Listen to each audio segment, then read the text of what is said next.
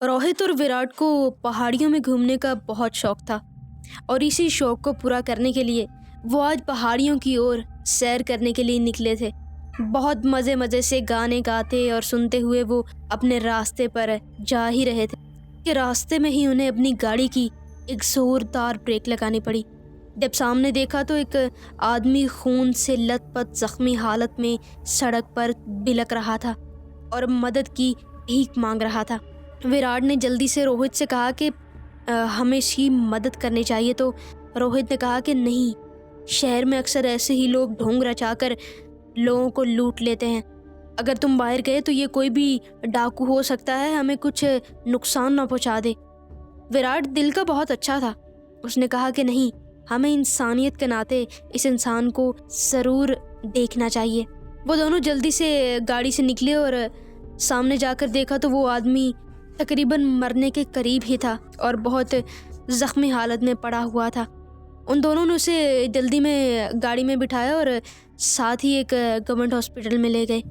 वहाँ जाकर उसे इमरजेंसी वार्ड में एडमिट कराया गया और वो दोनों फॉर्म फिल करने लगे। विराट जब फॉर्म फिल कर रहा था तो एक आदमी, 1.5 उम्र का आदमी, बिल्कुल उसके पास आकर खड़ा हुआ और एक बहुत ही अजीब सी हंसी उसके चेहरे पर थी। वो एक तरफ फॉर्म को देखता और एक तरफ विराट को। विराट ने जब उसको एक नज़र देखा तो बहुत ही अजीब नज़रों से उसको देखकर वहाँ से साइड पे हो गया। विराट ने खैर उसको इग्नोर ही किया और थोड़ी देर के बाद पुलिस भी वहाँ पहुँच गई। ये सारी फॉर्मेलिटी पूरी होने के बाद वो फिर से अपने सफ़र पर निकल पड़े।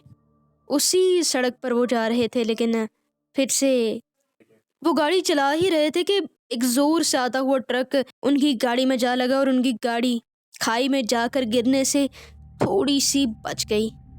गाड़ी ऐसे लटकी हुई थी कि आधी खाई की तरफ और आधी ज़मीन पर थी। वो दोनों बहुत मुश्किल से गाड़ी से निकले और शुक्र अदा किया और किसी चीज़ का इंतज़ार करने लगे कि कोई हमें स्टेशन तक पहुंचा दे। एक बस वहां से जाती दिखाई दी तो बस में बैठ गए और स्टेशन पर पहुंचे।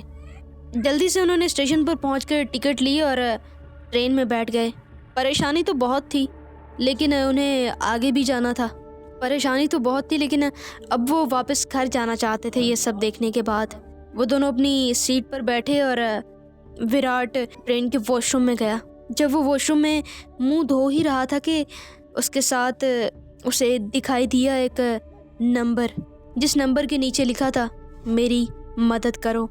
विराट से रहा नहीं गया, उसने जल्दी से वो नंबर मिलाया तो सामने से वो नंबर बन जा रहा था। थोड़ी ही देर तक वॉशरूम में खड़े खड़े ही उसका फ़ोन उसके हाथ से गिरा और कमोड में जाकर गिरा।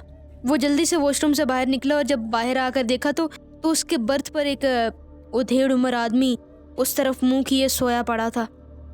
विराट ने मुनासिब नहीं समझा कि उसको अपनी सीट से उठा दे, क्योंकि वो आदमी थोड़ा बूढ़ा लग रहा था। रोहित से पूछा कि ये कौन है। रोहित ने कहा कि 1.5 उम्र के आदमी है, यहाँ पर सीट नहीं मिल रही थी उन्हें, तो मैंने कहा कि यहीं पर लेट जाइए। खैर विराट वहाँ पर बैठ गया और थोड़ी ही देर में उसे अपने फ़ोन की बेल की आवाज़ सुनाई दी। वो बिल्कुल चौंक उठा कि उसका फ़ोन तो गिर चुका था, तो ये बेल कहाँ से सुनाई दी। घबराहट की हालत में उसने फ़ोन निकाला तो सामने एक नोटिफिकेशन आया था। मैसेज आया था कि उसी बाथरूम वाले नंबर से मैसेज आया था और मैसेज में लिखा था कि तुम जिसको बचाने की कोशिश कर रहे हो वो बहुत जल्द मरने वाला है और तुम उसकी कोई मदद नहीं कर सकोगे।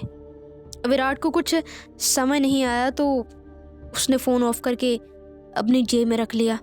थोड़ी देर बाद फिर उसके फ़ोन की बेल बजी, लेकिन फ़ोन तो उसका ऑफ था।